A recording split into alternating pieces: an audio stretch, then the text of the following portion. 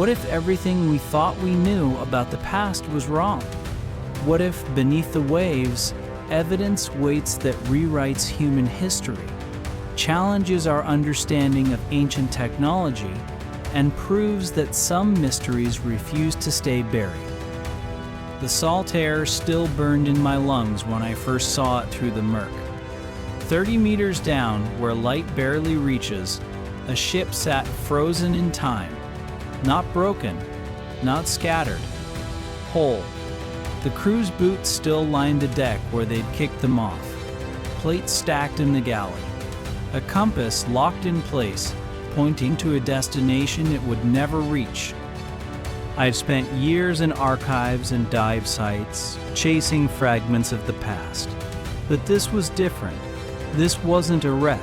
It was a photograph taken by the sea itself, preserved in conditions that shouldn't exist. And it was just the first of many impossible discoveries waiting in the deep. How does a 2,000-year-old computer end up on the Mediterranean seafloor, its bronze gears still intact? Why does a Swedish warship look new after 3 centuries underwater? What killed 8 men in a submarine without leaving a mark? Where did $3 billion in treasure vanish to, and why won't anyone say? And most disturbing of all, why do official records deny the existence of ships that divers photograph every year? Join me as we descend into 15 shipwrecks so perfectly preserved, they forced us to rewrite what we thought we knew about the ocean's power to remember. Some stories the deep refuses to let go. This is one of them. The morning fog still clung to Stockholm Harbor when they raised her from the mud. 333 years she'd waited there, just outside the channel, surrounded by the city that built her, the Vasa, Sweden's impossible warship, a floating palace that sailed barely a kilometer before the Baltic claimed her in 1628. But here's what stopped me cold when I first descended to her resting place in the museum's preservation hall. The sculptures still held their paint. Gold leaf caught the light like it was fresh. Sailors' personal chests sat undisturbed, their contents intact. She didn't look ancient. She looked like a ship that sank yesterday, waiting for a crew that would never return. King Gustavus Adolphus wanted a symbol, something to make Denmark tremble, something to prove Swedish naval dominance in the Baltic. He got the Vasa, 69 meters long, 52 cannons on 2 gun decks, 700 intricate wooden sculptures covering her stern and bow, lions, mermaids, Roman emperors, biblical scenes. Every surface screamed power and wealth. The king's personal propaganda machine. The builders knew something was wrong. Documents recovered from the wreck site showed they performed stability tests before launch. They lined up 30 men and had them run from one side of the deck to the other. The ship rolled so violently they stopped after 3 attempts, terrified she'd capsize at the dock. But the admiral in charge ignored their warnings. The king demanded a launch date. Pride overruled physics. August 10th, 1628. Thousands lined Stockholm's waterfront to watch her maiden voyage. The Vasa's sails caught the wind. Cannons fired in salute. Flags snapped against the summer sky. She looked magnificent, moving through the harbor like a floating cathedral. Then a gust hit her broadside. The ship heeled to port. Water poured through the open gun ports. In less than 20 minutes, she was gone, taking 30 to 50 souls with her into the cold.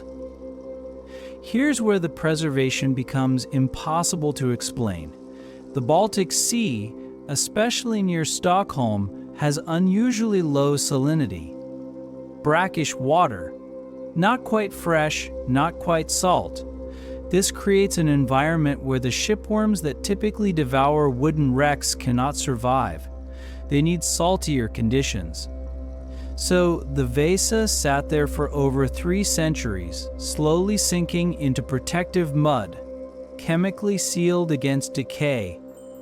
When marine archaeologist Anders Franzen located her in 1956, he did something remarkable. He brought up a piece of oak using a core sampler. The wood was black, waterlogged, but structurally sound. He could identify the grain, see the tool marks from the carpenter's adze. That sample proved something extraordinary. The ship could be raised intact. The recovery took 5 years. They dug tunnels beneath her hull, threaded steel cables through, and slowly, carefully brought her to the surface in stages. When she finally broke the waterline in 1961, Stockholm stopped. People wept. Here was a piece of their history, preserved beyond all reason, returned from the depths. Today she sits in her climate-controlled museum, 95% original material.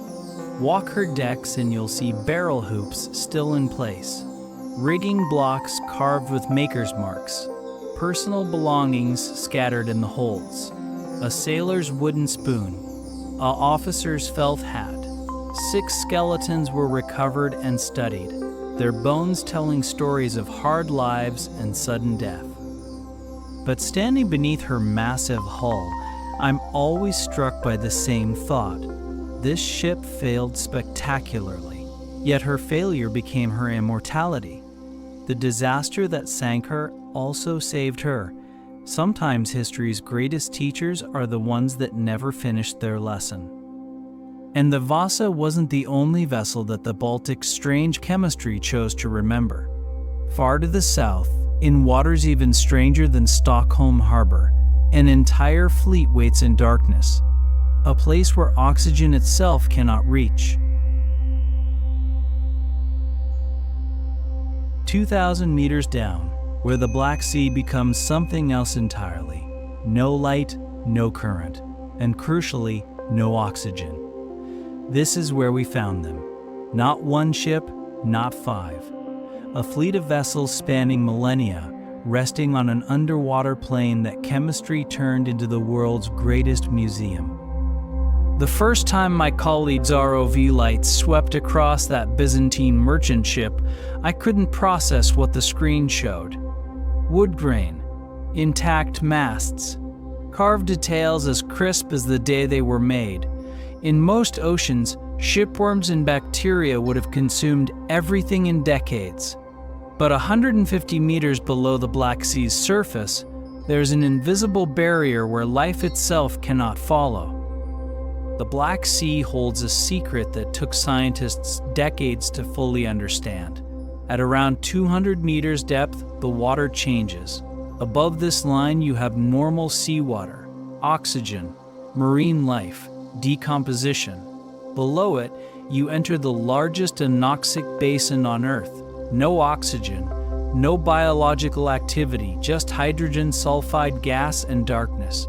Anything that sinks past this boundary enters a preservative so perfect it borders on supernatural. The discovery came in 1990 during a deep-water survey led by Robert Ballard, the same marine archaeologist who found the Titanic. His team was using advanced sonar and ROV technology to map the sea floor when they started seeing shapes that didn't belong. Structures too regular, too geometric, ships, dozens of them, scattered across the abyssal plain like pieces on an abandoned game board. The first wreck they examined closely was Byzantine, probably from around the 5th or 6th century CE. A merchant vessel with its mast still standing, rigging visible, cargo intact. The wood showed no signs of worm damage, no barnacles, no marine growth of any kind. It looked like it had sunk last year, not 1,500 years ago. The team couldn't believe what they were seeing. They ran tests, verified equipment, checked and rechecked their data. The preservation was real. Then they found older vessels, Roman ships, Greek traders, each one impossibly complete. Amphoras stacked in their original positions. Deck equipment still lashed in place. Even organic materials that typically vanish underwater, rope and fabric, survived in recognizable form. The anoxic layer had frozen these ships in time, creating snapshots of ancient maritime life that no other site on Earth could match. Here's what makes this even more remarkable. The Black Sea wasn't always like this. 10,000 years ago, it was a freshwater lake, isolated from the Mediterranean. Then something catastrophic happened. Sea levels rose. The Mediterranean breached the natural barrier at what's now the Bosporus Strait. Salt water poured in. Some geologists believe this flood event happened so rapidly and dramatically that it might be the historical basis for ancient flood myths. The sudden saltwater intrusion created the anoxic layer, and everything that sank afterward entered perfect preservation. We've only surveyed a fraction of the Black Sea's depths. Current estimates suggest there could be hundreds, possibly thousands of wrecks waiting down there. Each one a time capsule. Each one holding answers to questions we haven't thought to ask yet. Trade routes, ship construction techniques, cargo manifests, daily life at sea across 3,000 years of human history, all preserved in lightless silence. But the Black Sea isn't the only body of water that chose to remember. Sometimes preservation doesn't require exotic chemistry. Sometimes all it needs is cold mud and the weight of centuries pressing down. That's what saved Henry VIII's favorite warship from becoming forgotten dust. The silt off Portsmouth concealed her for 437 years. Henry VIII's favorite warship, the Mary Rose, built to dominate the English Channel, sunk in battle in 1545 within sight of her king. When we finally brought her up in 1982, she arrived with passengers still aboard. Inside the surgeon's cabin, we found his instruments laid out as if he'd just stepped away. Bone saws, bleeding bowls, syringes made of brass and leather. In the galley, the cook's cauldron still held the bones of his last stew. Archers' arrows filled their storage racks by the hundreds. But it was the personal effects that made my hands shake underwater. A pocket sundial, a backgammon set, a dog skeleton curled in the corner where it had sought shelter as the ship went down. July 19, 1545. The Mary Rose led the English fleet against an invading French armada. She'd served Henry for 34 years. Fought the French before, fought the Scots. She was a veteran. Reliable, 700 tons of oak and iron carrying over 400 crew. That morning she turned to engage French galleys near the Isle of Wight. Witnesses on shore watched her fire a broadside. Then she turned sharply, too sharply. Water poured through her lower gun ports still open from firing. She went down in minutes. Henry stood on South Sea Castle's ramparts, watching his flagship sink. Contemporary accounts say he could hear the screams of drowning men from shore. Only around 35 crew survived. Vice Admiral George Carew went down with his ship. So did most of the archers, soldiers, sailors, and gunners who'd made her deadly. The Mary Rose settled into soft Solent mud at a 45-degree angle, her starboard side exposed to current and decay, her port side sealed beneath protective silt. That mud became her salvation. The Solent has strong tides, heavy boat traffic, and should have scattered the wreck across the seabed within years. Instead, the angled position and rapid burial created a preservation pocket. The buried port side remained in near-perfect condition. Everything on that side, sealed away from oxygen and marine life, simply waited. When divers first located the wreck site in 1971, they found a ghost city. Entire sections of the ship preserved, with their contents exactly as they'd been at the moment of sinking. The barber surgeon's cabin contained 64 medical and surgical instruments, the most complete collection of Tudor medical equipment ever discovered. We learned more about 16th century naval medicine from this one room than from every document in English archives combined. The personal items tell even deeper stories.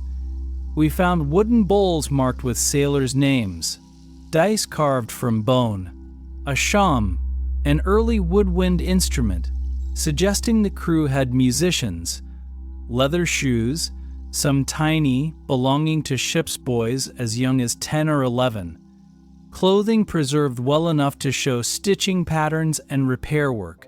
These weren't just sailors, they were individuals, people with names, preferences, possessions they cared about enough to bring aboard.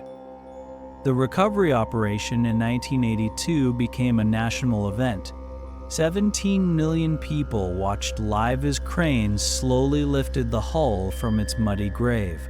Prince Charles stood on the salvage barge.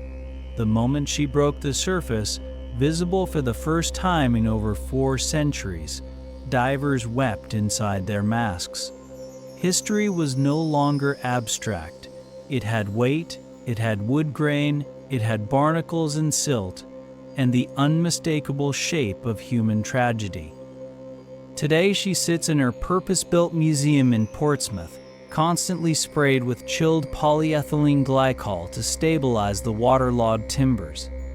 But preservation doesn't always require silt and cold water. Sometimes it requires something far stranger, something that shouldn't be possible at all. Like a machine that waited 2,000 years to reveal secrets that would shatter our understanding of ancient technology. They were diving for sponges off a Greek island in 1900 when they stumbled into a graveyard of bronze, the Antikythera wreck, a Roman cargo ship loaded with marble statues and amphoras. Rich salvage, standard archaeology. Then someone noticed a corroded lump that didn't belong. Decades would pass before we understood what we'd found. Inside that mineral-encrusted mass was a machine, a clockwork computer with 30 interlocking bronze gears, built around 100 BCE to calculate the positions of celestial bodies with accuracy that wouldn't be matched for another 1,000 years.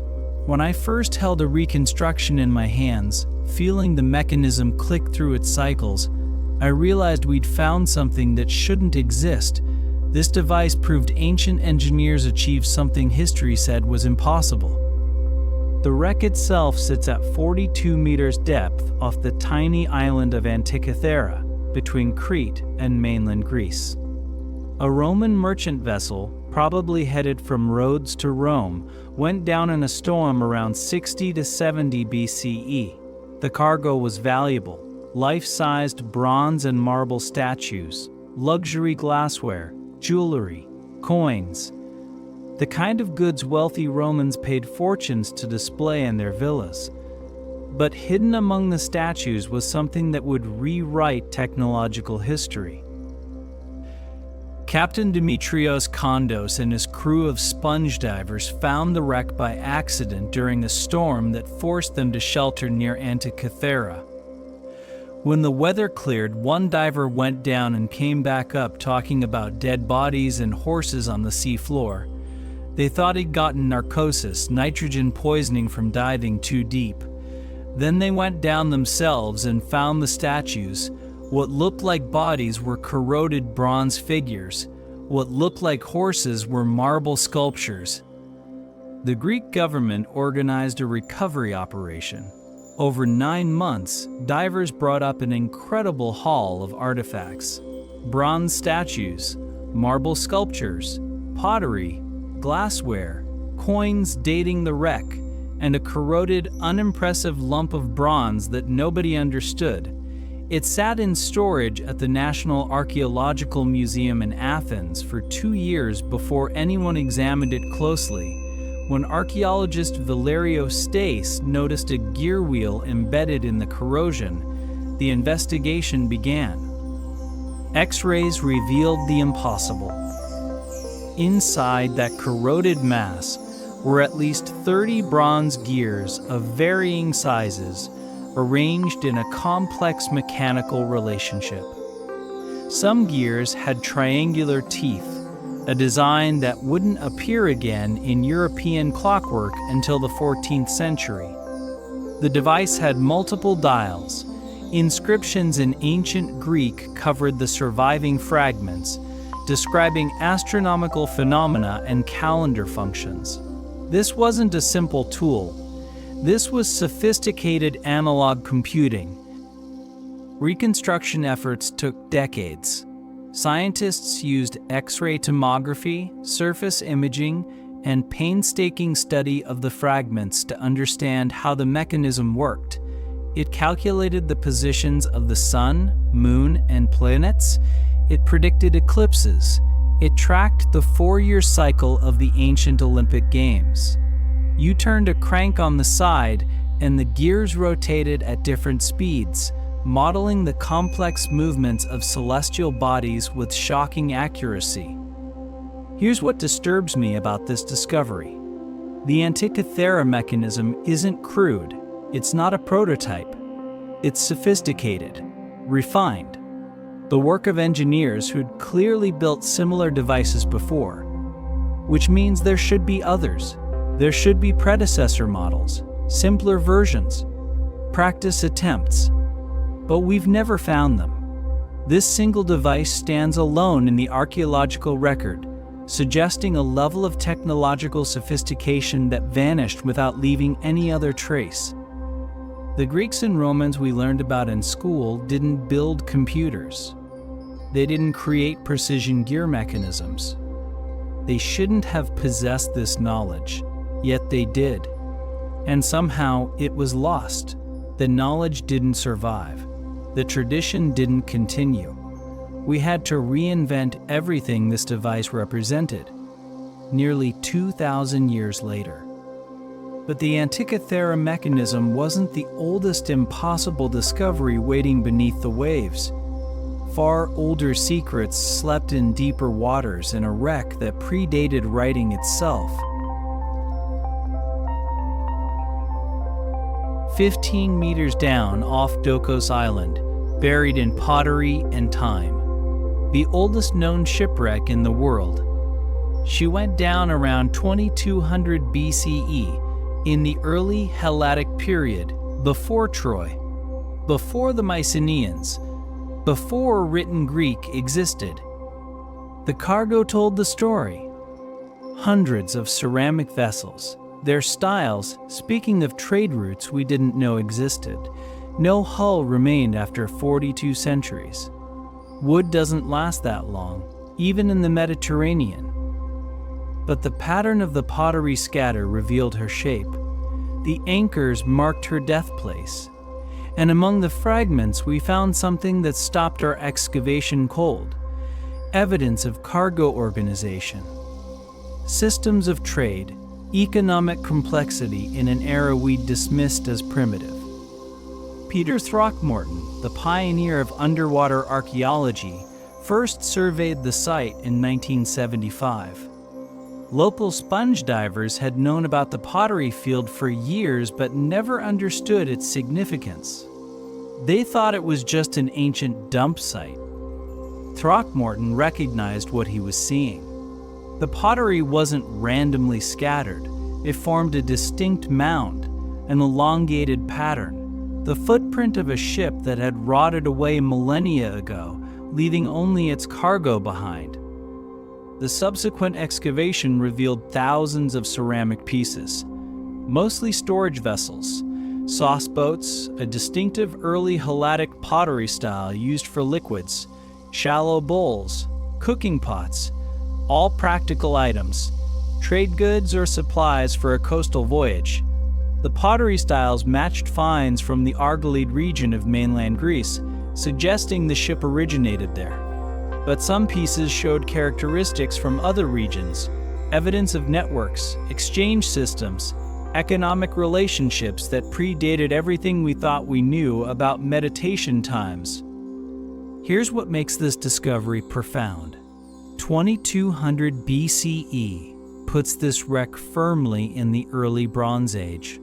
We're talking about a period 500 years before the eruption of Thera, 1,000 years before the Trojan War, if it happened at all, 1,500 years before Homer composed the Odyssey.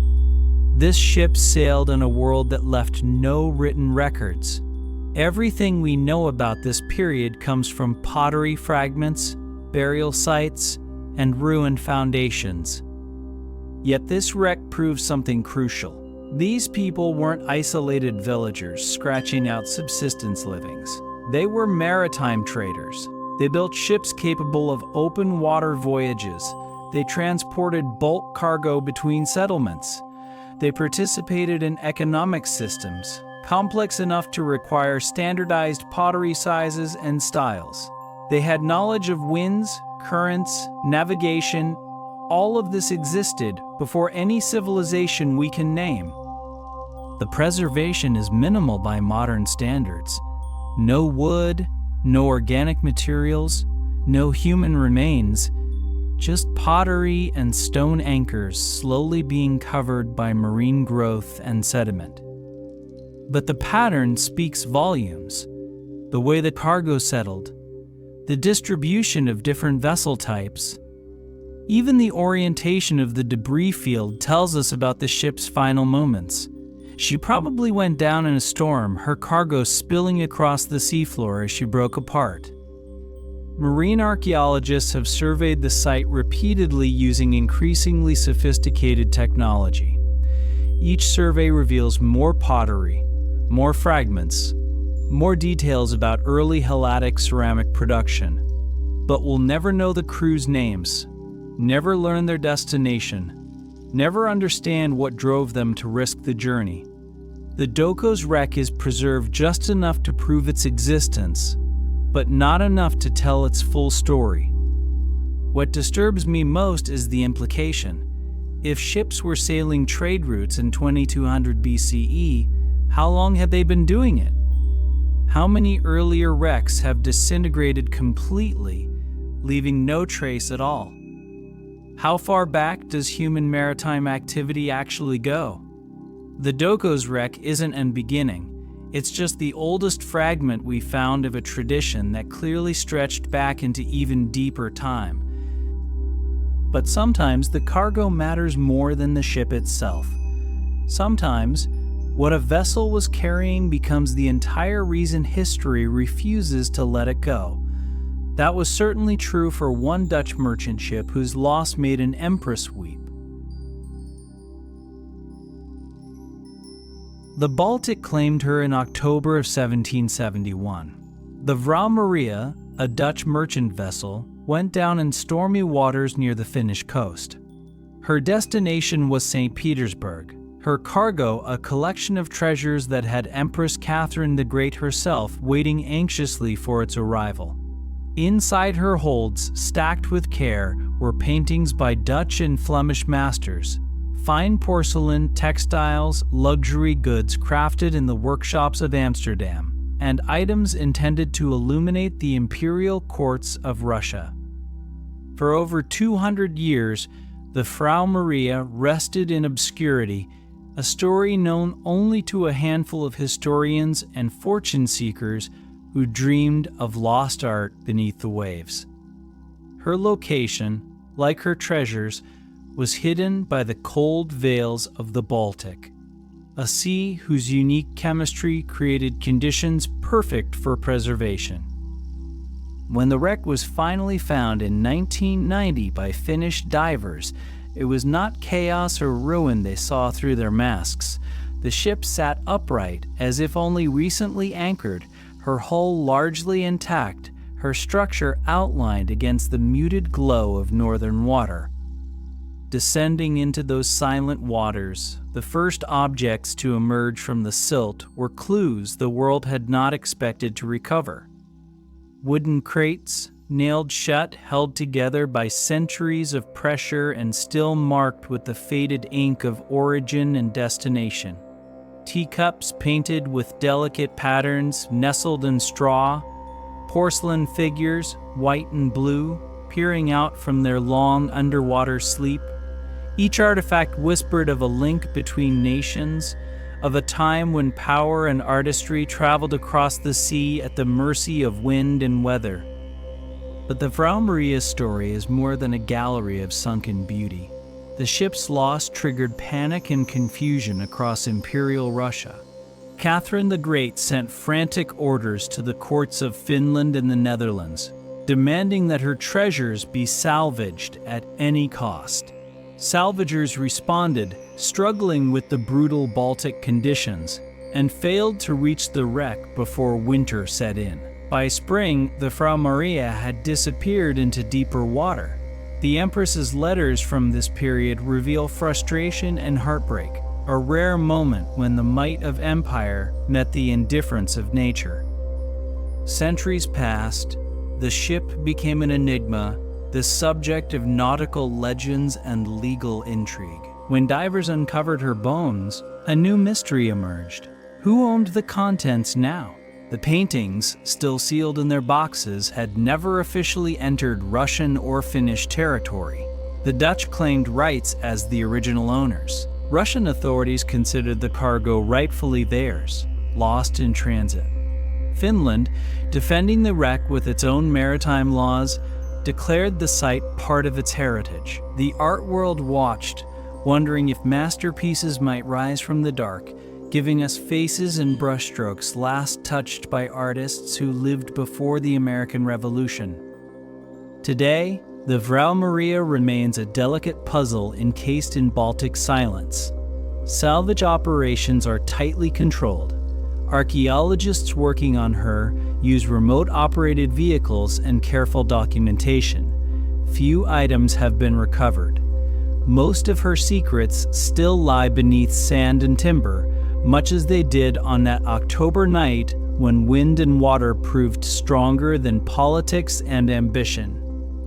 Yet, the debates about what she carried, who should own it, and how far nations will go to retrieve their past remain unresolved. The wreck endures, a time capsule not just of objects, but of questions about identity, value, and the impermanence of empire.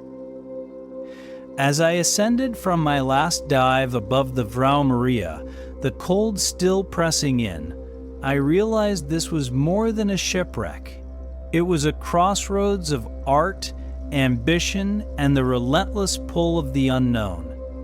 And not far off, in even deeper waters, another vessel waits, its secrets measured not in art or gold, but in silence and darkness so complete that even memory hesitates to descend. Off Colombia's Caribbean coast, just beneath the rolling blue, lies a legend 1 part gold, 1 part myth, and every piece real. The San José, a Spanish galleon built to carry wealth from the New World to Spain, left port in 1708, and her hull brimming with gold, silver, and emeralds. These treasures belonged not just to Spain, but to the countless hands, many enslaved, that dug and panned them from the earth. For countless years, she haunted the minds of treasure hunters, historians, and governments alike. The air was tense that June evening in 1708, as she sailed with her fleet near Cartagena. Clouds pressed low over the water, the threat of British privateers never far behind. When the first cannon boomed, the sky lit up with the cold terror of battle. Within an hour, the San José exploded, struck in her powder magazine, and vanished almost instantly. 600 souls went down with her in darkness, along with a treasure so vast that even today it is said to be worth more than $3 billion. For centuries, the San Jose slept undisturbed, her precise resting place unknown. Myths grew with each passing generation, stories of maps burned before they were copied, and divers who never surfaced. Explorers scoured the seafloor, chasing clues in the patterns of storms and the whispers of tides. None succeeded. The legend loomed larger than any proof, an echo sealed in salt and silt. That changed in 2015 when, after centuries of searching, the Colombian government announced they had found her.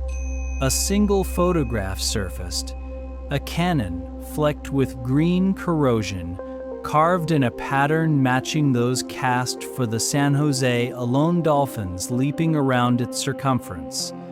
Then, nothing. No coordinates, no images of chests or gold coins.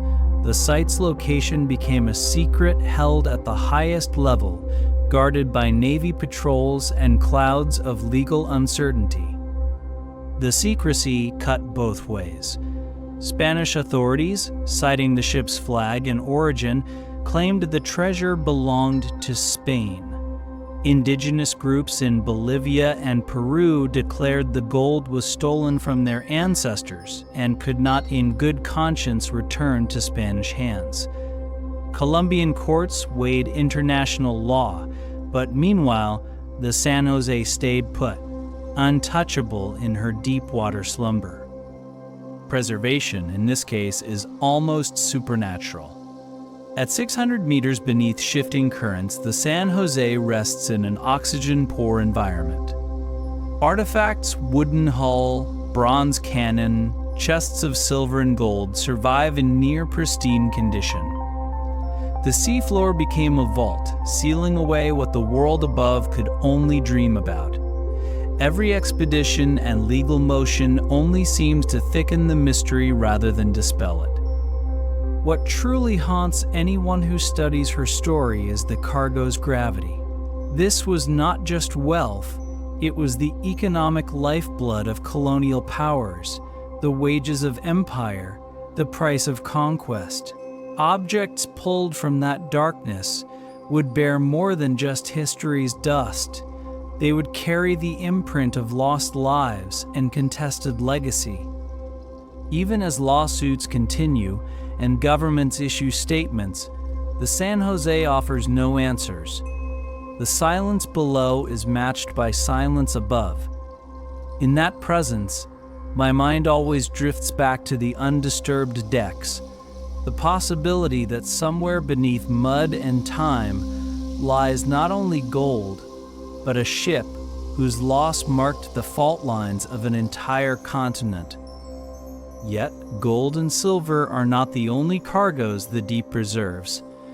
Some ships become time capsules for moments no coin can buy. Some freeze a conflict in a single instant.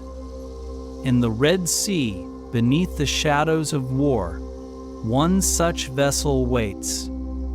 A supply run, a detour, and a living memory measured not in treasure, but in boots, motorcycles, and the clamoring machinery of a world at war. The Red Sea holds her 30 meters down, cradled in warm water and bright light. The SS Thistlegorm, a British armed freighter, sits where German bombers left her in October 1941. She was bound for Allied forces in North Africa, her holds packed with the machinery of war. Trucks, motorcycles, rifles, ammunition, railway equipment, everything an army needed to push back against Rommel's advance across the desert. She never made it. The Thistlegorm was anchored in a supposedly safe position near the Sinai Peninsula, waiting for clearance to pass through the Suez Canal. The night of October 6th, German Heinkel bombers hunting for the Queen Mary found her instead. 2 bombs struck amidships. The first tore through her deck, the second ignited her munition stores. The explosion ripped the ship in half, sent a mushroom cloud into the night sky and killed 9 crew members instantly. Within minutes, the Thistlegorm settled to the sea floor, broken but upright, her cargo sealed inside twisted metal. Jacques Cousteau found her in the 1950s during one of his Red Sea expeditions. He kept the location secret for years, diving the wreck repeatedly, filming her corridors and holds. When the site finally became public knowledge, it transformed into one of the most famous dive destinations on Earth. And for good reason. The Thistlegorm isn't a wreck, she's a museum, a snapshot of 1941, preserved by warm, clear water and the passage of decades. When I first descended to her deck, the scale stunned me. She's massive, 126 meters long. Her bow section sits separated from the stern, the blast zone between them a twisted cathedral of metal beams and scattered debris. But it's what remains intact that takes your breath away. BSA and Norton motorcycles, still strapped to the deck, their frames recognizable, tires somehow preserved, Bedford trucks in the forward hold, stacked like toys waiting to be offloaded at a port they never reached. Inside the holds, the cargo speaks of desperation and logistics. Crates of rifles, boxes of ammunition, some still sealed, railway car wheels and tracks, intended to repair bombed supply lines, radio equipment, boots lined up in rows, helmets scattered across compartments. Lee Enfield rifles, their wooden stocks long gone, their metal mechanisms still recognizable. Every item tells the same story. The Allies needed supplies. The Thistlegorm was bringing them. Then everything stopped. The preservation defies easy explanation. Yes, the Red Sea has excellent visibility and relatively stable conditions, but rubber tires and leather boots don't typically survive 80 years underwater. Yet here they are. Divers report being able to read gauges on dashboard instruments. Serial numbers on motorcycle engines remain legible. The ship's telegraph still shows the last command given before she went down. Local dive guides, the ones who spent years exploring her depths, whisper about anomalies. Equipment malfunctions near the engine room. Compass needles spinning without cause. Shadows moving in corridors where nothing should be. I've learned to listen when guides whisper. They spend more time with these wrecks than any archaeologist. They notice patterns we miss. The Thistlegorm stern section holds the crew quarters. Personal effects still scatter the rooms. A shaving kit, playing cards, photographs too degraded to make out faces. These weren't just cargo haulers. They were men with families, routines, hopes for what came after the war. The ship became their tomb, but also their monument. Every year, thousands of divers descend to bear witness, to swim through history frozen mid-breath. But not all preserved wrecks rest in tropical clarity. Some lie in cold northern waters where darkness presses close and secrets multiply. In the Baltic, another ship waits, her story even stranger than the Thistlegorm's. Her preservation so complete that she challenges everything we thought we understood about wooden ships and time. They call her the ghost ship of the Baltic. The Mars, sister ship to the Vasa, didn't suffer her siblings' embarrassing fate. The Mars fought. She burned.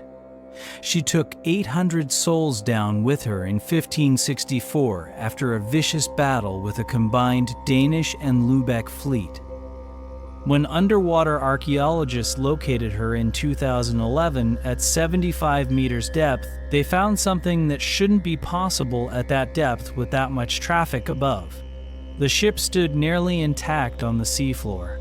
Gun ports open, cannons still loaded, the admiral's cabin preserved with furniture in place.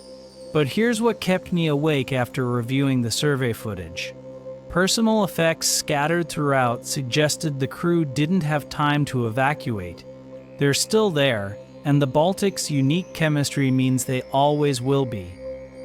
The Mars was a monster in her time, one of the largest warships in the world.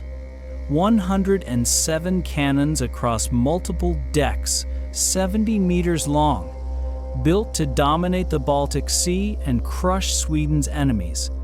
For 25 years, she succeeded. She fought in multiple conflicts, survived storms and battles, became legendary among sailors who feared seeing her sails on the horizon. May 30th, 1564, the Battle of Öland. Swedish forces encountered a combined enemy fleet near the island's northern tip. The Mars engaged aggressively, her cannons roaring, her crew fighting with desperate courage.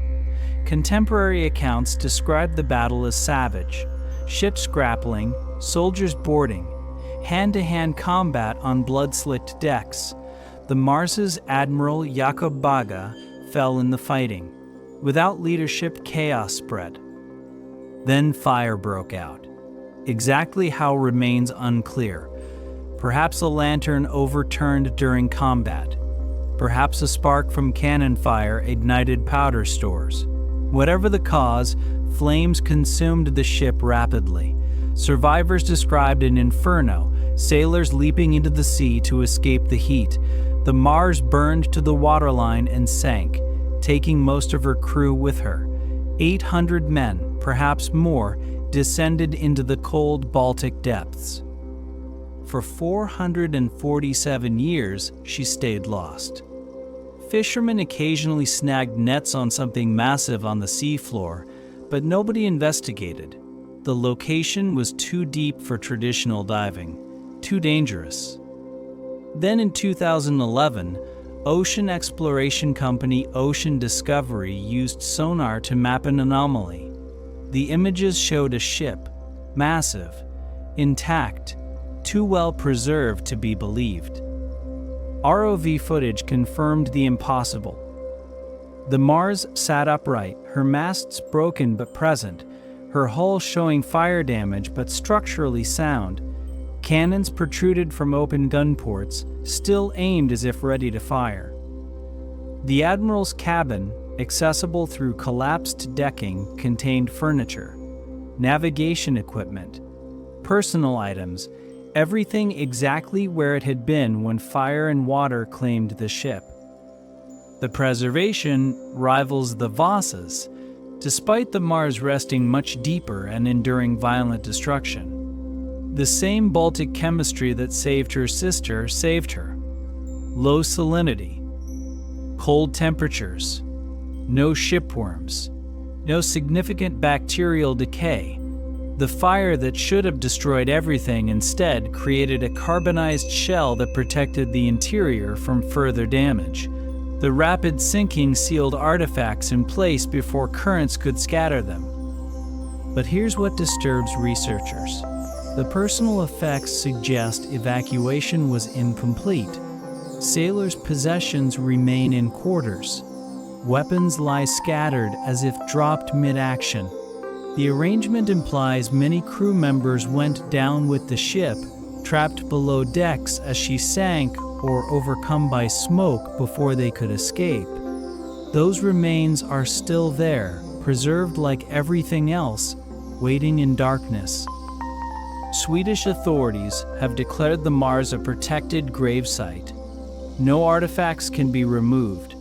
No invasive surveys permitted. She remains where she fell, a monument to 800 souls and a battle that shaped Baltic politics. Yet her story is far from unique. Sometimes preservation captures not just death, but mysteries that reach across millennia. In warmer waters, another wreck waits, her cargo challenging everything we thought we understood about the ancient world.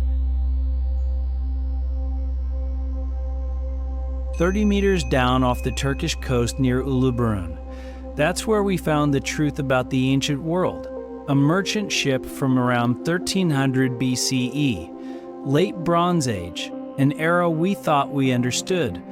The wreck proved we understood nothing. The cargo list reads like an impossibility.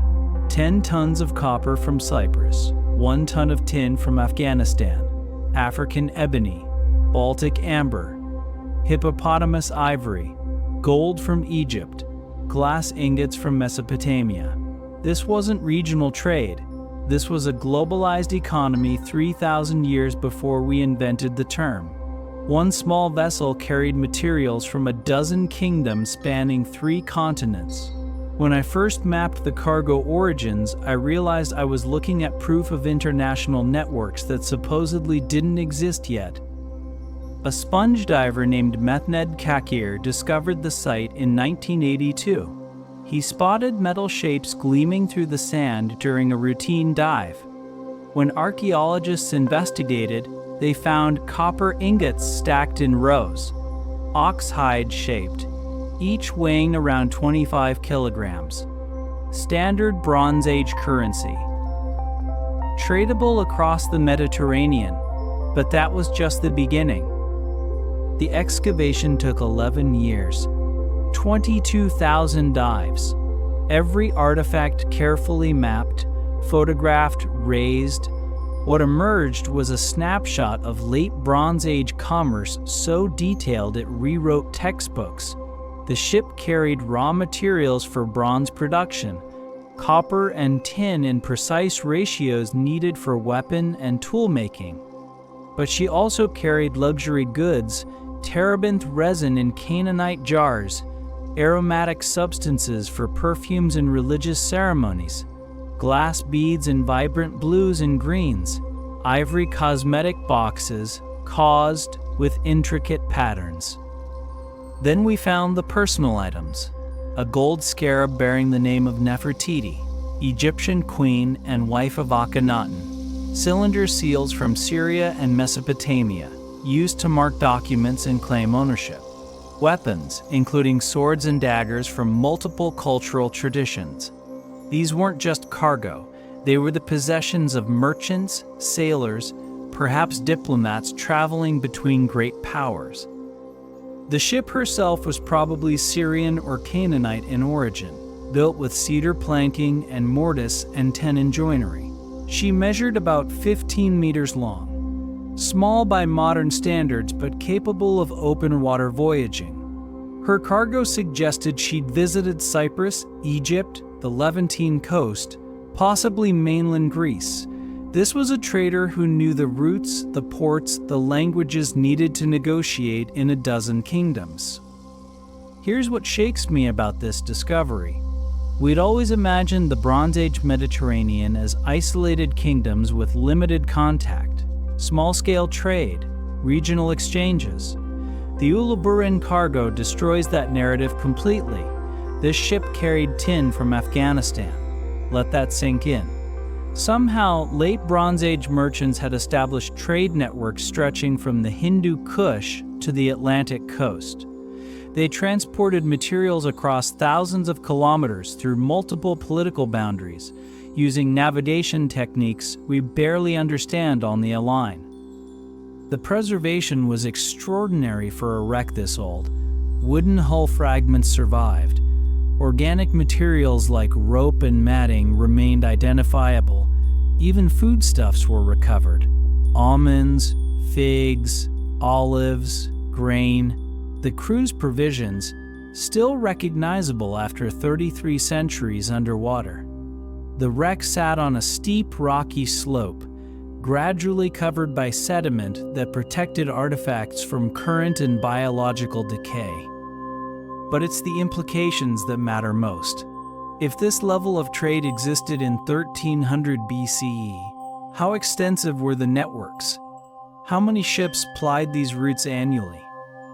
How sophisticated were the banking systems, the contracts, the international agreements that made such commerce possible? The Uluburun wreck suggests we've dramatically underestimated Bronze Age civilization's complexity and reach. Every artifact raised from that Turkish seafloor challenged assumptions. Every analysis revealed connections we didn't expect. The ancient world was smaller, more interconnected, more economically sophisticated than we'd believed. And if we were wrong about this, what else have we missed? What other impossible truths lie waiting beneath the waves, preserved against all odds, ready to rewrite history one more time? Yet sometimes preservation captures not ancient wonders, but modern horrors. Sometimes a wreck freezes a moment of war so perfectly that history becomes touchable, immediate, unbearably real. In cold American waters, one such vessel waits, her story stranger and darker than any battle report could convey. Charleston Harbor held her for 136 years. The H.L. Hunley, the Confederate submarine that became the first combat sub to sink an enemy warship. On February 17, 1864, she torpedoed the USS Housatonic, changed naval warfare forever, and then vanished with her entire crew. When we raised her in 2000, she emerged from the silt intact. Hand-cranked propeller system preserved. Torpedo spar still attached, and inside, the crew remained at their stations. 8 men seated at the crank mechanism, facing forward, waiting for orders that would never come. No apparent damage to the hull, no signs of struggle. They simply stopped all at once, and the Hunley settled gently to the bottom. After years of analysis, we think we know what killed them. The answer raises more questions than it answers. The Hunley was experimental, desperate, built by Confederate engineers trying to break the Union naval blockade strangling southern ports. She measured 12 meters long, barely over 1 meter wide. 8 men sat in near darkness turning a crankshaft connected to the propeller. No engine, just human muscle and determination. The vessel could submerge by flooding ballast tanks and resurface by pumping them out. Revolutionary for 1864, also extraordinarily dangerous. She killed her first crew during trials. 5 men drowned when the sub failed to surface. Horace Hunley himself, the vessel's namesake and financial backer, took command for the next test. The Hunley sank again. All 8 crew members, including Hunley, perished. They raised her, found another crew, men willing to climb into an iron coffin that had already claimed 13 lives. Lieutenant George Dixon volunteered to command. 7 men joined him. February 17, 1864. The Hunley slipped out of Charleston Harbor just after sunset. Her target was the USS Housatonic, a Union sloop blockading the harbor entrance. The submarine approached underwater, nearly invisible in the dark water. She carried a torpedo on a long spar extending from her bow. The plan was simple: ram the explosive into the enemy hull, back away, detonate via a rope trigger, escape. It worked perfectly. The torpedo struck the Housatonic below the waterline. The explosion tore a massive hole in the Union ship's hull. She sank in minutes, taking 5 crew members with her. The rest escaped. Union sailors reported seeing a blue light on the water's surface shortly after the explosion.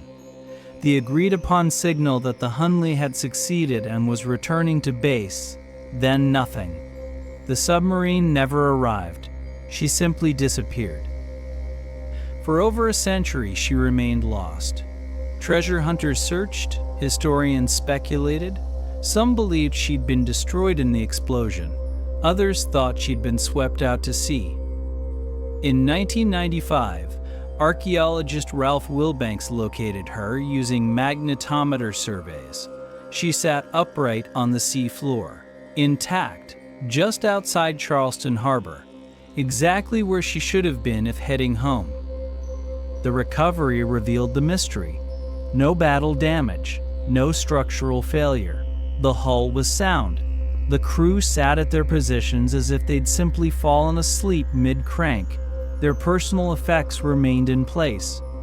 Lieutenant Dixon still carried a bent gold coin in his pocket, a gift from his sweetheart that had supposedly stopped a bullet during an earlier battle. The coin was there, so were the crew's remains. But what killed them? Years of forensic analysis suggested a disturbing answer. The torpedo explosion, so close to the submarine, likely created a powerful shock wave through the water. The crew, sealed inside an iron tube, absorbed the full force. Their brains suffered massive trauma. They died instantly from the pressure wave, with no external injuries, no warning, no chance to react. The Hunley became the first submarine to sink an enemy ship and the first to demonstrate that underwater explosions kill in ways surface warfare never prepared anyone for. She sits now in a conservation tank in Charleston, still being preserved, still yielding secrets. The iron slowly stabilizes. The artifacts emerge from decades of corrosion. But I keep thinking about those 8 men, seated in darkness, turning the crank, believing they'd survived the impossible. They never knew they were already dead. Sometimes history's lessons come too late for those who teach them. Yet not all preserved wrecks speak of war and tragedy. Some carry mysteries wrapped in exploration and ambition. Off the coast of Oman, another discovery waits. One that challenges official histories and suggests that even the age of exploration held secrets worth hiding. Off the coast of Oman, archaeologists found something that rewrote the history of exploration. A wreck from 1503. Portuguese origin. Standard enough. Then the artifacts started surfacing. A ship's bell with a distinctive marking. Coins from Venice, navigation equipment of a very specific type. Evidence mounted until it became undeniable. This was a ship from Vasco da Gama's second voyage to India, the Esmeralda, commanded by his uncle Vicente Sodré. She went down during a storm while patrolling the Arabian Sea. The discovery proved controversial because the Portuguese accounts of this voyage don't quite match what we found underwater. Equipment that shouldn't be there, routes that don't align with the official records. Someone edited history. The wreck remembers the truth. Vasco da Gama's first voyage to India in 1497 changed everything. He found the sea route around Africa, opening direct trade between Europe and Asia. His second voyage in 1502 was different. Larger, more aggressive, 20 ships carrying over 800 men. This wasn't exploration. This was conquest. Da Gama intended to establish Portuguese dominance over Indian Ocean trade routes by force. Vicente Sodré commanded a squadron of 5 ships tasked with protecting Portuguese interests along the Arabian coast. The Esmeralda was his flagship. Contemporary Portuguese chronicles describe the squadron's activities: attacks on Arab vessels, enforcement of trading monopolies, naval patrols. Then, in May 1503, the records become vague. A storm. 2 ships lost. Sodré and his brother perished. The exact location remained unspecified. 500 years passed. In 1998, a local fisherman off Al-Halaniya Island in Oman reported finding odd stones in his nets. Archaeologists investigating found they weren't stones. They were ballast, ship's ballast. 16th century European design. The excavation began. What emerged challenged everything. A ship's bell bearing the letters VS and a sphere matching Vicente Sodré's personal heraldry. Silver coins minted in Portugal, Venice, and Spain between 1495 and 1502. precisely the period of da Gama's second voyage. Navigational instruments, including a bronze disc used for calculating latitude. Rare items that marked this as a command vessel, not a common trader. But here's where it gets strange.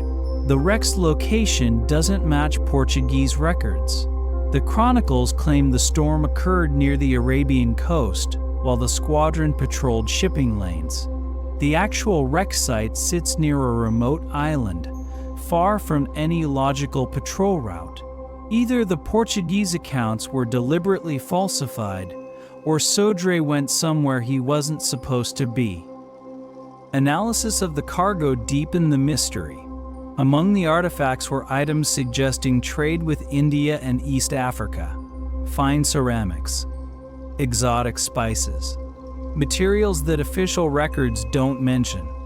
The Esmeralda appears to have been engaged in private trading, possibly violating Portuguese royal monopolies. If Vicente Sodré was conducting unauthorized commerce while supposedly on patrol, it would explain why the official accounts are so deliberately vague about his final voyage. The preservation varied across the site. Metal objects survived well in the Arabian Sea's warm saline water. Bronze cannon, iron anchors. The ship's bell itself emerged in remarkable condition despite 5 centuries underwater. Organic materials had long since vanished, but the scatter pattern of artifacts revealed the ship's approximate size and the violence of her final moments. She broke apart rapidly, her cargo spilling across the rocky seafloor. What disturbs historians most is the implication. If the Portuguese crown falsified records about Vicente Sodré's activities and death, what else did they edit? How much of the Age of Exploration's official history reflects political convenience rather than truth? Wrecks don't lie. They can't revise their stories to protect reputations. The Esmeralda sits where she actually went down, carrying cargo she actually transported, preserving truths that someone decided weren't worth recording. Every artifact raised from that Omani seafloor represents a challenge to accepted narratives. The Portuguese Empire, like all empires, wrote history to serve its interests. But the ocean kept the original draft. And sometimes, that's all the evidence we need to know something was hidden deliberately. Yet, official records aren't the only things that sometimes fail to add up. Sometimes entire ships appear where they shouldn't, oriented wrong, positioned impossibly. In the treacherous waters between Australia and Tasmania, one such vessel waits, her placement suggesting something far stranger than any storm's. Bass Strait between Australia and Tasmania, one of the most treacherous shipping channels in the world. This is where the Melckmeyt vanished in 1642 with a cargo that included 10 chests of silver coins intended for the Dutch East Indies. When marine archaeologists found her in 1995, she sat bolt upright on the seafloor. Not scattered, not broken, upright, as if she'd been deliberately placed there. The cargo holds remained sealed, the silver still stacked in its transport positions. But here's what made this discovery deeply strange. The ship's position didn't match the reported sinking location. She was 15 kilometers away, in deeper water, oriented wrong for the prevailing currents. Every detail suggested the Melckmeyt didn't sink in a storm. Something else happened? The Dutch East India Company sent the Melckmeyt from Batavia, modern-day Jakarta, in October 1642. She carried a mixed cargo, supplies for Dutch settlements, trade goods, and those 10 chests of Spanish silver reals, currency for purchasing spices and establishing trade agreements. The Bass Strait leg of her journey should have been routine. Dangerous waters, yes, but well traveled by Dutch navigators who'd mapped these routes for decades. Contemporary Dutch records state she encountered a severe storm and was lost with all hands. Standard maritime tragedy for the 17th century. The company wrote off the cargo, paid insurance claims, and moved on. Nobody questioned the official account. Nobody had reason to. Ships sank in Bass Strait regularly. The waters between Australia and Tasmania funnel Southern Ocean swells through a relatively narrow channel, creating unpredictable conditions that have claimed hundreds of vessels. But when archaeologists located the wreck using side-scan sonar, nothing made sense. The ship sat in 50 meters of water, perfectly upright, bow pointing northeast. Surrounding wreck sites in Bass Strait show typical storm damage, scattered debris, broken hulls, cargo spread across wide areas by current and wave action. The Melckmeyt showed none of this. She looked like she'd been sailed to her current position, then simply lowered straight down. Initial surveys revealed the hull was intact. Masts were gone, probably rotted away or broken off at the waterline, but the deck structure remained solid. Hatches were closed, cargo secured below decks. When divers entered the holds, they found the silver chests still strapped in place, exactly where they'd been loaded months earlier. No signs of panic, no evidence the crew had tried to save anything or abandon ship, just an orderly vessel sitting where it shouldn't be. The orientation troubled investigators most. Bass Strait's currents run predominantly east to west, driven by Southern Ocean circulation. Ships caught in storms and sinking uncontrollably tend to align with these currents as they go down. The Melckmeyt faced the wrong direction. She was oriented as if she'd been sailing when she sank, under control, deliberately navigating. But toward what? There was nothing in that direction. No anchorage, no shelter, no logical destination.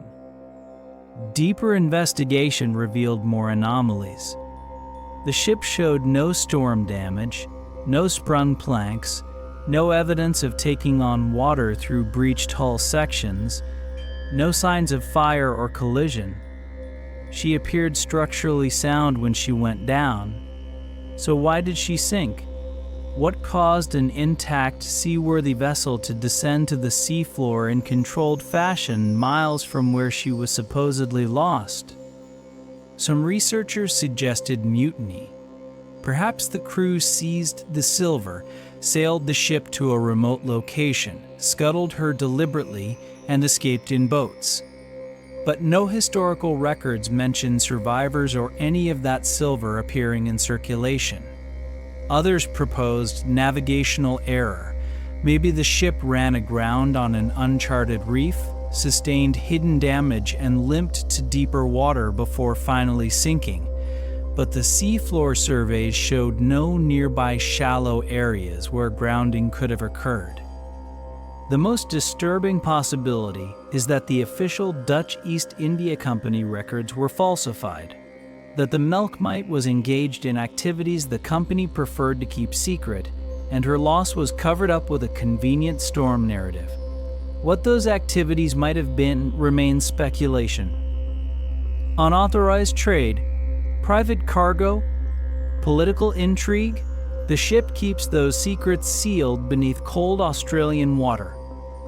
Today, the Melckmeyt rests as she was found, upright and impossible, guarded by regulations protecting historic wrecks. She's become a favorite of technical divers willing to brave Bass Strait's challenging conditions. But every diver who descends to her deck comes back with the same observation. This ship didn't die in chaos. She went down deliberately. Someone, somewhere, knows why. Yet if the Melckmeyt's position seems impossible, it's nothing compared to what waits in Arctic waters.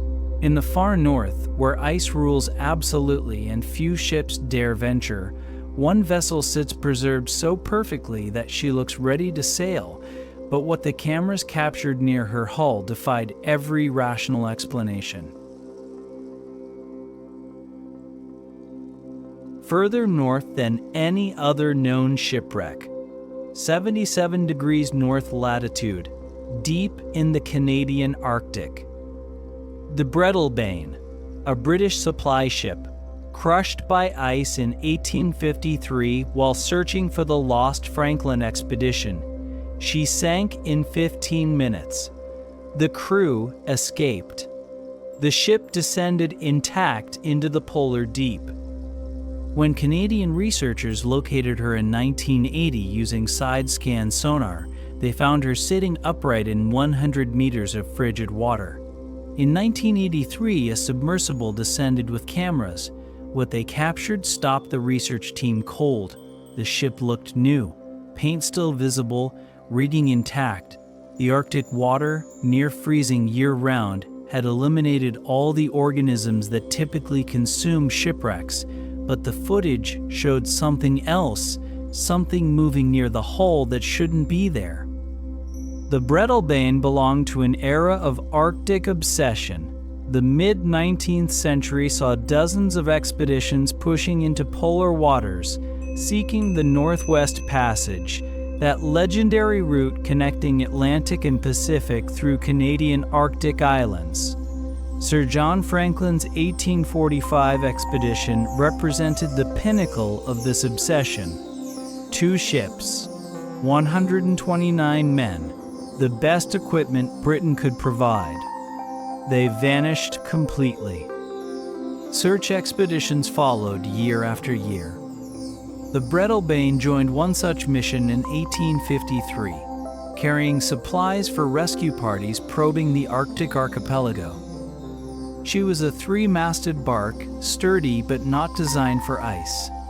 That proved fatal. On August 21, 1853, pack ice closed around her while she lay anchored in the harbor at Beechy Island. The crew watched helplessly as pressure mounted. The hull timbers groaned, then cracked. Captain's logs recovered from the expedition described the sinking as orderly.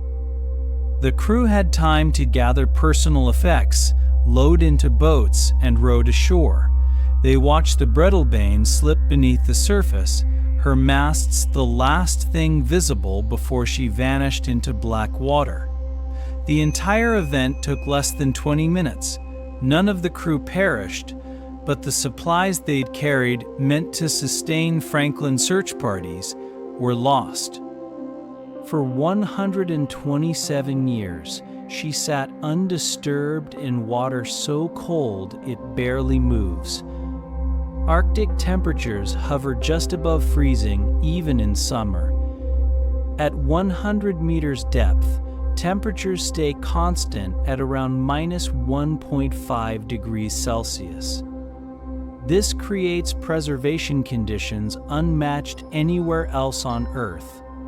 No shipworms, no bacteria capable of decomposing wood, no marine growth, no biological decay of any kind. Time itself seems suspended.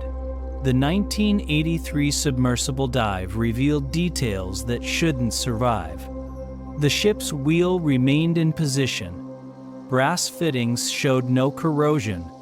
Rigging lines, though brittle, still connected masts to deck. Portholes sat intact in their frames. If you painted her and pumped out the holds, she'd look ready to sail. The preservation was so complete it seemed unreal, like a museum exhibit placed underwater rather than an actual shipwreck. But during that dive, cameras captured something the team couldn't explain: movement near the stern. A disturbance in the water that didn't match current or submersible propulsion. The footage shows what appears to be a large shape moving parallel to the hull, then disappearing behind the rudder. Analysis proved inconclusive. Some suggested it was an artifact of lighting and suspended particles. Others noted the Arctic harbor seals occasionally dive to significant depths, but the shape seemed too large, too deliberate. Subsequent dives have been limited. The Breadalbane sits in one of Earth's most remote locations. Extreme cold, short diving seasons, logistical nightmares. Each expedition costs hundreds of thousands of dollars and risks equipment and personnel in unforgiving conditions. Most research now relies on remotely operated vehicles rather than human divers. The footage they bring back continues to show the ship in impossible condition, a Victorian-era vessel looking like it sank yesterday. What haunts me about the Breadalbane isn't just her preservation, it's her context. She sank while searching for men who were already dead, frozen in Arctic ice, their ships crushed and abandoned. The Franklin expedition's fate remained unknown for decades, but the Breadalbane watched, witnessed, became a monument to that search, and somewhere in the darkness around her hull, something still moves, something the cameras catch but we can't identify. The Arctic keeps its secrets well. Perhaps some are meant to stay buried in ice and cold. But if the Arctic's mysteries cling to isolation and cold, what do we make of impossibilities hiding in plain sight? In warm waters frequented by divers, one wreck defies not just preservation science, but historical records themselves. A ship that shouldn't exist, yet sits there anyway, solid and undeniable, waiting for an explanation that may never come. Sometimes, what the sea preserves is not history but legend, a vessel that flickers between documentary and dream. The Antonia Graza is a name that resonates not with mariners or shipyards, but with stories whispered in dive bars and murmured in the glow of midnight horror marathons. Known to many from film and fiction, the Antonia Graza appears again and again in tales of impossible shipwrecks, a luxury liner floating beneath the Mediterranean, perfectly preserved in defiance of reason.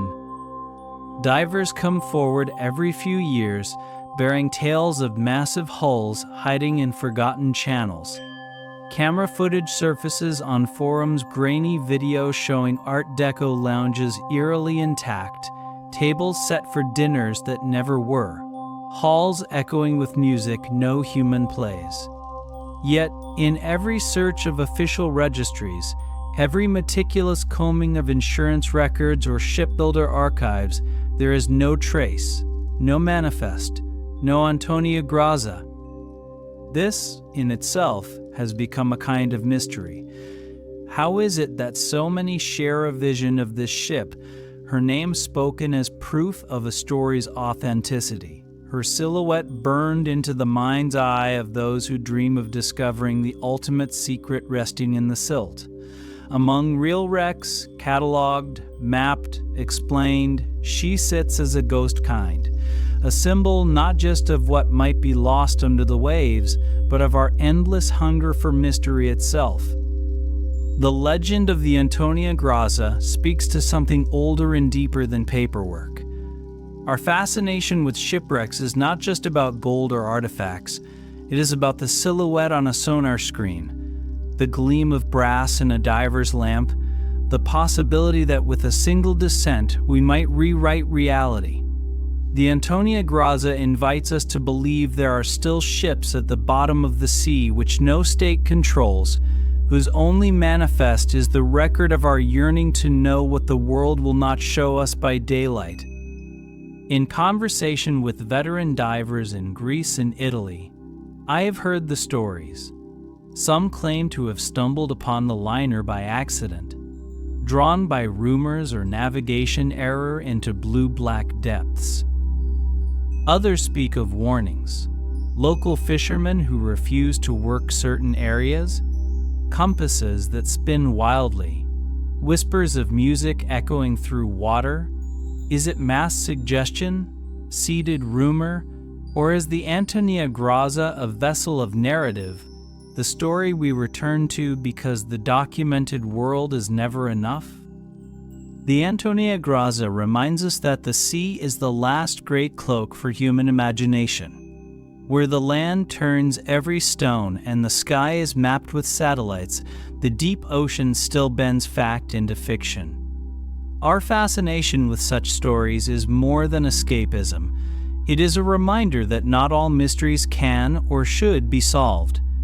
Legends persist because we need them, need the possibility that in all our knowing there are still doors left unopened, still tables set for passengers who have no names. If the real power of a shipwreck is its ability to make us question what we know, then the Antonia Graza is the most powerful of all. She is the ship none of us can prove, and yet so many believe they have found. In her mirrored hulls, we see ourselves, explorers forever drawn to the unknown, needing to believe that beneath the next wave, behind the next shadow, the impossible waits, one more secret swallowed by the ages, waiting for a voyager brave enough to dream. Another piece of the puzzle, another secret swallowed by the ages. Yet as I rise from the depths, journal in hand, the sound of bubbles fading behind me, I realize that these 15 shipwrecks are more than relics pinned beneath the weight of water. Each is a memory held tight, a story caught in the tide between what can be known and what must be imagined. From the Vasa's painted stern in still Stockholm air, to the Antikythera's impossible gears, to the anonymous hulls deep in the Black Sea where oxygen never reaches, their lessons emerge with a quiet clarity. The ocean does not simply erase, it preserves. It holds on to failures, triumphs, and accidents with equal grace. The rules of light, salt, and time rewrite stories in silence, changing what survives and what vanishes. Some ships are kept whole for centuries in darkness and cold, others linger only as outlines traced in pottery shards and scattered bronze. What is truly remarkable is not just the preservation of things, but the persistence of questions. Each wreck pulls the past closer, then sets it adrift with fresh uncertainties. We see in wooden beams and tangled rigging the ambitions of empires, the reach of ancient trade, the horror and hope of war. We glimpse the hands that carved, smoothed, loaded, and fought, their lives flickering in the artifacts they left behind. Sometimes all we have are mysteries, guarded by water and luck, forever unresolved. Yet our compulsion to seek, to descend, to ask, never fades. The ocean draws us because it is both teacher and stranger, offering answers when we least expect them, concealing others with every surge of sand. With every lost ship unearthed, what truly emerges is not only human ingenuity or folly, but the deep connection we share with the past and with the unknown. These shipwrecks prove that forgetting is never complete, and sometimes, in the hidden chambers of the deep, memory is stronger than erasure. So, as the sun sets on another expedition, and the stars return overhead, remember that history does not whisper, it waits. Somewhere out there, in the hush beneath the waves, the next story is already preserved, already patient, already calling to the explorer within all of us.